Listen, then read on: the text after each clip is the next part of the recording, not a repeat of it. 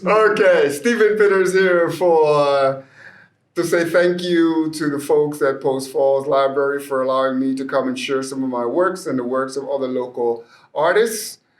So, for this installment, we're going to focus primarily on the virus because last year, when the virus struck, it's just incredible. I mean, every day you on the news, just the virus, the virus, and I watched the news, and I was so angry and frustrated that I started writing a poem about the virus every day, sometimes two poems, and so by October of last year, I had written this book called Virus, and my daughter did the cover, and it was just I just couldn't stop writing about it. Everything I heard, I just wrote, and but let me say I'm going to read you a I tell you what, I'm going to start with, since I'm doing the virus, I'm going to start with one of the first poems I wrote about the virus, and this is called 2020, the tone of days.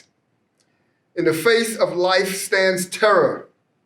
Respect the days of dread, or the horrible virus fiend will descend and snatch what is pounding in your chest, putting you in a cold, seedy, everlasting rest. So that was one of the first poems I wrote about the virus. Okay, I think actually I'm going to continue on. Now, I have a master's degree in public health, so I know about, I was taught about viruses and all these particular things, the agent host environment and such and such. And so, writing about the virus, I decided to, kind of as a tongue-in-cheek, I wrote this piece about myself being the virus. So I tell you the things that goes through one's mind. Okay, so this is where I am pretending to be the virus. And the poem is entitled, Doing My Part. I was taking a saunter through beaded breaths. My wanderings took me here, there, and everywhere. The world became my oyster. I found white, yellow, and purple flowers along parks, boulevards, with swank cafes on which to plant a hiss. The chatter there flourished. Laughter and other spontaneous fashion had its own behalf. I grew curious and more involved. They, for a time, though knew not the impending affliction, and proceeded with their gatherings in dance halls, ballrooms, at sports stadiums, carnivals, and sweet goodnight hugs and kisses. The need I had to continue traveling would not abate. So it was my movement from Asia, Africa, Europe, North and South America, taking vacation after vacation.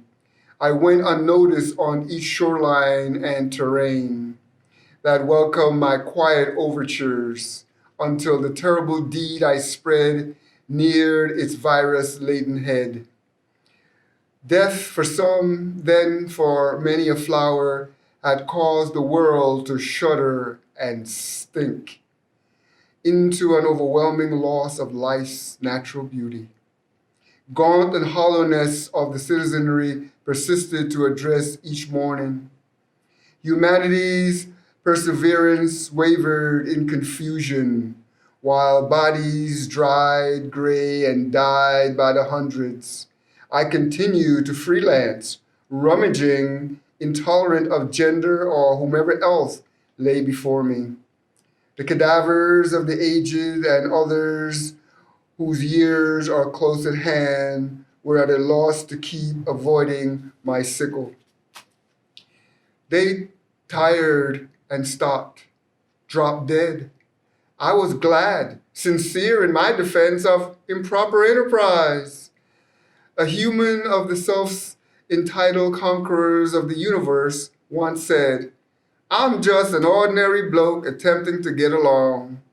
Hearing this, I thought, I was just doing my part as a virulent, lethal organism killing likewise. What was the difference? And so that is doing my part with me pretending to be the virus. All right. So I'm going to, there's another piece here. And this one is not a virus poem, but one of the things I do, in every book that I've written, I've always written a poem about either my father or my mother. And so this one is about my mother, and there's a song made from this particular poem by Posey Kalin, and it's an instrumental. And so here's that particular poem. It's called 6 Years Old. I was 6 years old and I didn't know it. I didn't know how sick Mom was. I didn't know how beautiful she was until today, 7 decades later. I sit here staring at her soft caramel face, short brown hair, slightly full lips, rounded cheekbones, narrow, straight nose, and totally calm, serene presence. I did not stop loving her a smidge. I didn't fret. Dad probably did. He hid it as one day passed another day, and night after night, a sniffle here and there from midnight to sunrise. I coped with it plainly, playing games as a child does. The malignant growth kept making gains, diminishing, gnawing her body's reserve. Her lungs were losing their puff. The young family tried sparing themselves. Her lungs were losing their stuff. The young family tried and tried the best they could while she dwindled on the bed across the white wrinkled sheets. I didn't know she was fighting a desperate battle, attempting to ward off the devil's unwanted, piercing stopover. Her creamy visage maintained the subtle gleam she refused to hide. I hoped she could retain her son. The evil snake, however, had her backpedaling like an army in full retreat. The coughing tore her lungs. She winced. The ghastly, raspy sound screamed murder off her tongue. Moving on to her left side, she became quiet. Stillness filled the pale, chalk white room. The verdict announced itself. We weren't ready for this visit. But at 6, I didn't know any better except to suddenly cry and cry. Confused at not accepting, feeling empty. I didn't know about hope, only dreadful unease, conflicted, overwhelming terror. The need to run, jump off the riverbank, and swim to the other side. None such events happened, and she didn't stand up. Days afterwards, my chin almost made it down into the elevated black coffin at the church. I was able to stare once more upon her beautiful face. What there was around me was displaced. I was 6 and fixated on the solitary mental picture. I couldn't resist the pain, morning, noon, and before night fell. Distracted after a time, I did forget. We as a family overtly left her emotionally undiscovered. Loss deteriorates regret. Until the key, a visiting moment awakens, reestablishes the value I could no longer offset. I was grown. It will soon be over for both of us. and I again will be sedately embedded in the bosom of my mother. This piece, again from this particular book, The Role of the Country. So we're going back to the virus poem. After that poem kind of just causes me some issues. But so here we go about the virus and the role of the country. From the well of my soul, from the seat of my heart, I am in a country from which my mind departs. The body quivers, clamors for salvation, provoked by the detonating frustration, fear, rage, and a sense of hopelessness assigns me. The nation is marked by the sign of Cain, pulsating on every side of its face. Lesions demonstrate their intents, the humiliation and reproach some have come to accept.